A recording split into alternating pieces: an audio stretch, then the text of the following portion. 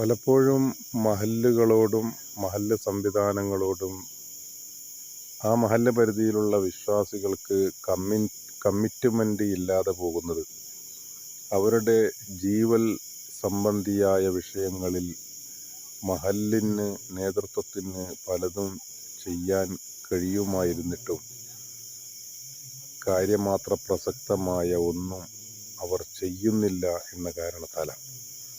ഒരു മഹല്ലിന് ആ മഹല്ലിൻ്റെ പരിധിയിലുള്ള നൂറുകണക്കിന് വീടുകളിലുള്ളവരെ പല രൂപത്തിലും അവരുടെ നിയന്ത്രണത്തിൽ കൊണ്ടുവരാൻ കഴിയും. അതിന് അവരുടെ ജീവിതത്തിൻ്റെ വ്യത്യസ്തമായ എല്ലാ മേഖലകളെയും സ്പർശിക്കുന്ന രൂപത്തിലുള്ള പ്രൊജക്റ്റുകൾ ആ മഹല്ല് പരിധിയിൽ പെട്ടവർക്ക് വേണ്ടിയെങ്കിലും ചെയ്യാനുള്ള ഒരു സെൻറ്ററായി ആ മഹല്ല് കമ്മിറ്റിയും സംവിധാനങ്ങളും മാറി.